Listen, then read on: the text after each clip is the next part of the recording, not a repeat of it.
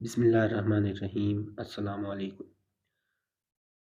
BS4 mathematics का सबसे पहले टॉपिक नंबर 1 आज हम डिस्कस करने वाले हैं, जिसका नाम है ऑपरेशन ऑन सेट्स। सेट्स क्या होते हैं? हम शुरू से ही पढ़ते आ रहे हैं।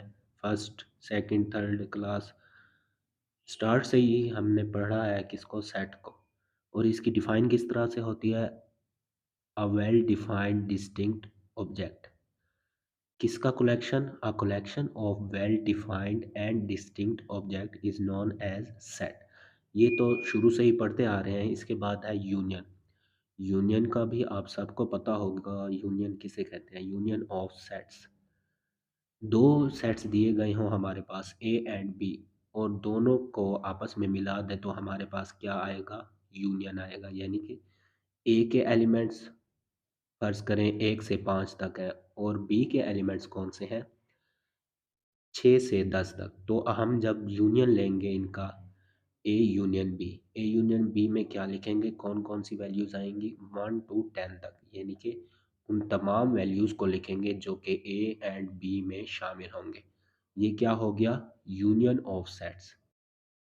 यूनियन के बाद आता है इंटरसेक्शन। इंटरसेक्शन ऑफ सेट्स किसे कहते हैं? दो सेट्स हों हमारे पास ए एंड बी। दो सेट है, एक सेट है A and second is B. ठीक है। अब ए में देखना है हमने कौन सी वैल्यूज़ है। हमने जब पहले फ़र्ज़ किया कि 1 से लेकर 5 तक। बी में कौन से हैं? 6 से लेकर 10 तक। इंटरसेक्शन में वो होगा जो दोनों में पाए जाएं, यानी कि ए में भी हो और बी में भी हो, उसे क्या कहेंगे? इंटरसेक्शन। अब यहाँ डिफाइन क्या लिखी है मैंने? Intersection of two sets A and B. दो सेट्स का इंटरसेक्शन किस तरह से होगा? ए और बी। इस किस तरह से डिनोट किया जाएगा इसे? A intersection B. ये है A and B. A intersection B consist those elements belongs to the both. इसका मतलब क्या है? यानी कि जो सेट्स, जो वैल्यूज ए में भी हों और सेट बी में भी हों, उसे हम क्या कहेंगे? Intersection of sets. First set consider करते हैं A is equal to, A is equal to है 1 2 3 4, ठीक है। And B set is equal to 4 5 6 7। पहला किसके बराबर किया हमने? 1 2 3 4, एंड बी इज 4 5 6 7। तो इसमें जो इंटरसेक्शन ऑफ सेट्स हमने फाइंड करना है, तो इसमें क्या आएगा? 4। 4 इज द करेक्ट आंसर। ये हमारे पास क्या है? Intersection of sets. दोबारा बता देता हूँ मैं। यूनियन में हमने ए और बी के जितने भी सेट्स होंगे, यानी कि एलिमेंट्स होंगे, वो हमने सारे लिखने हैं। और इंटरसेक्शन में क्या लिखना है? सिर्फ और सिर्फ जो दोनों में कॉमन होंगे, यानी कि ए में भी आए और बी में भी वो सेट, वो एलिमेंट लाजमी आए, तो हम उसे क्या कहेंगे? Intersection of sets. नेक्स्ट आ जाता है सब्ट्रैक्शन ऑफ सेट्स। अब सब्ट्रैक्शन ऑफ सेट में क्या होता है? हमने माइनस करना होता है सेट ए में से सेट बी को। किसको माइनस करना होता है? सेट बी को। अब इसकी डिफाइन देखें किस तरह से लिखी है। Two sets denoted by A and B consists of those elements which belong to A but does not belong to B। क्या मतलब हुआ? कि ऐसे सेट्स, यानी कि कोई भी सेट है, ए है और दूसरा सेट बी है, तो जब हमने सब्ट्रैक्शन करनी है उसी सेट्स की, डिफाइन किस तरह से है? Those elements which belong to A, जो ए सेट से बिलोंग करते हो but does not belong to B, B से बिलोंग नहीं करते, ठीक है। उन्हें हम क्या कहेंगे? Subtraction of set. यहाँ पे एग्जांपल भी लिखी गई है। A is equal to A B C E F, एक सेट हो गया। And B is equal to A E I O U. कौन से लेटर्स हैं ये? Vowels letter. अब जब हमने ए माइनस बी करना है, जो बी के एलिमेंट्स होंगे, सेट्स, सेट्स के एलिमेंट्स, वो हमने क्या करने हैं? माइनस करने हैं, सब्ट्रैक्ट करने हैं। किस तरह से सब्ट्रैक्ट किया? ये देखें। ए पहले में भी था, दूसरे में भी था, कैंसल हो गया। बी सी ई एफ ये आ गए, ये उसमें नहीं थे इसलिए हमने कैंसिल नहीं किए। ऐसा सेट, ऐसा एलिमेंट्स जो कि ए में हो बी में ना हो, वो हमें क्या बताएंगे कि क्या है? Subtraction of sets. Two sets हैं ए और बी, ठीक है।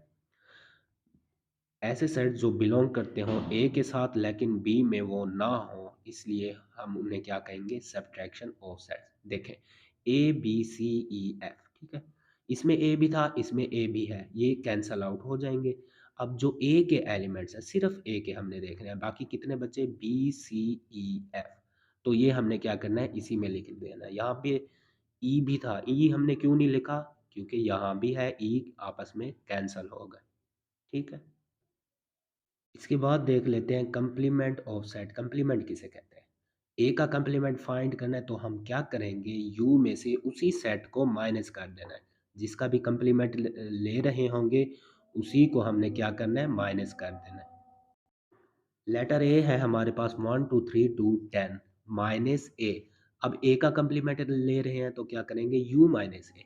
इसी तरह से बी का कंप्लीमेंट देख लें, ये किस तरह से लिया हमने, यू माइनस बी कर दिया। डी का complement you minus D. F का कंप्लीमेंट यू माइनस एफ। जिस सेट का भी हम अब जिस सेट का भी हम कंप्लीमेंट लेंगे तो हम क्या करेंगे, यू में से उसी सेट को माइनस कर देंगे। ये सिंपली इसी तरह से दिए गए हैं, आप ये सवाल देख लें या नोट कर लें। इसके बाद है A intersection B. A intersection B whole का कंप्लीमेंट। अब जब होल आ जाए, दो सेट्स हैं, पहले इसी को हम फाइंड आउट करेंगे। क्या फाइंड आउट करेंगे, ए इंटरसेक्शन बी। सबसे पहले ए इंटरसेक्शन बी करेंगे, तब जाके इस होल का कंप्लीमेंट हमारे पास आएगा। कंप्लीमेंट किस तरह से आएगा, यू माइनस कर देंगे, U minus A intersection B. A and B, A की वैल्यू दी गई है हमारे पास, इंटरसेक्शन बी। अब देखें इनका इंटरसेक्शन कैसे लिया, वो वाले एलिमेंट्स लिखे जो दोनों में कॉमन होंगे। कॉमन कौन से हैं, 2 और 4। ये 2 और 4 यहाँ भी है और 2 और 4 यहाँ भी है, इसलिए यहाँ कॉमन करके इन्होंने इंटरसेक्शन ले लिया। इसके बाद u minus A intersection B, ये क्या है, this is complement, complement of sets. u minus A intersection B, ये किस तरह से आएगा, u की वैल्यू पहले आ जाएगी माइनस ए इंटरसेक्शन बी। उसकी वैल्यू हमारे पास क्या है, एलिमेंट्स कौन कौन से हैं, 2 और 4, ये 2 और 4 लिख दिया। इसके बाद माइनस कर देना बी सेट को।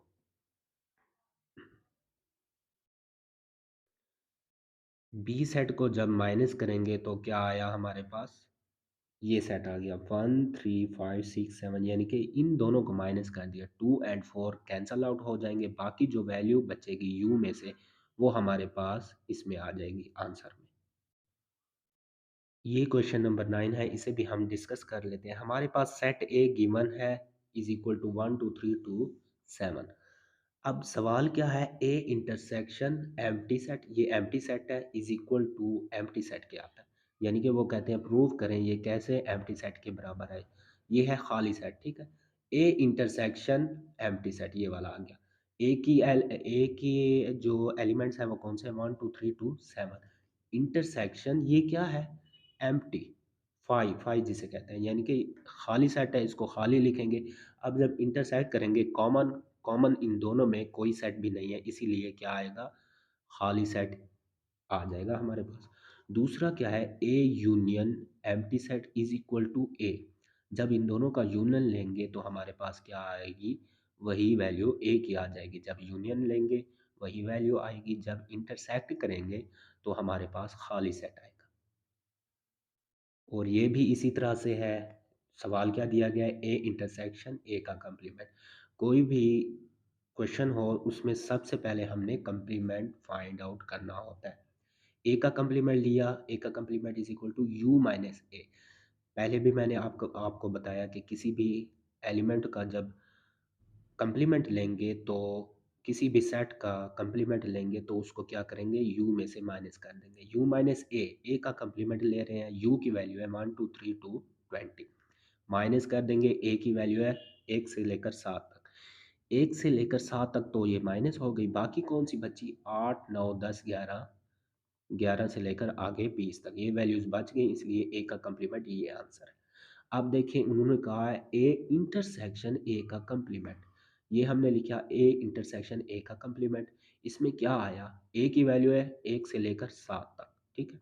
उसके बाद इंटरसेक्ट किया 8 9 10 11 आगे जो भी, यानी कि ए की कंप्लीमेंट की वैल्यू जो थी ये ऊपर वैल्यू दी गई है, ये हमारे पास यहाँ आ गया, इंटरसेक्ट करना है। अब हमने इंटरसेक्शन में क्या देखना होता है कि दोनों सेट्स में जो कॉमन होंगे ये वाले सेट में और ए के कंप्लीमेंट के सेट में। ए के कंप्लीमेंट का आंसर ये था, ये रहा।